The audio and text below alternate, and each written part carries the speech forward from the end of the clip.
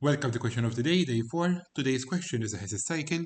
This is about to find the enthalpy of formation of methane, knowing the bond enthalpy of carbon-hydrogen. So the question is using the following information and the fact that the average carbon-hydrogen bond enthalpy is 414 kilojoules per mole. Estimate the standard enthalpy of formation of methane, CH4. And for this one, all you need to do first and foremost, note, and I highly recommend, write also the fact that the formation will be carbon plus 2 hydrogens to give CH4. Remember, the enthalpy of formation is from its elements, and the element in elemental form, carbon is a solid, hydrogen is H2 gas, and then we can combine everything together. We can write the equation, and we also know that we need to write, or we need to use the elemental form. So it will be carbon plus 4 hydrogen. All of these will be gaseous phase. Then I also know that the energy required to break the carbon solid to carbon gas is given, same with the hydrogen to the hydrogen atoms. And I was also given the enthalpy dissociation of the carbon-hydrogen bonds in CH4, so you can write it there. Now, the arrows, it's very important, you can also have them the other way around.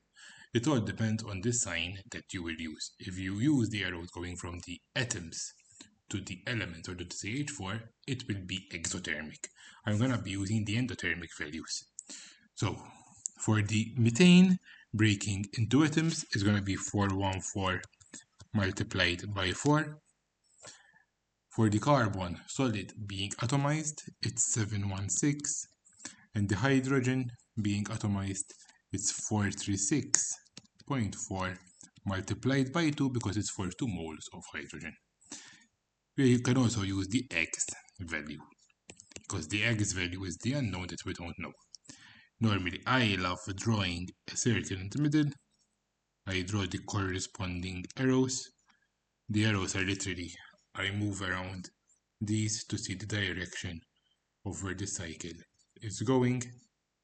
And then I say that clockwise equals anticlockwise. So X 414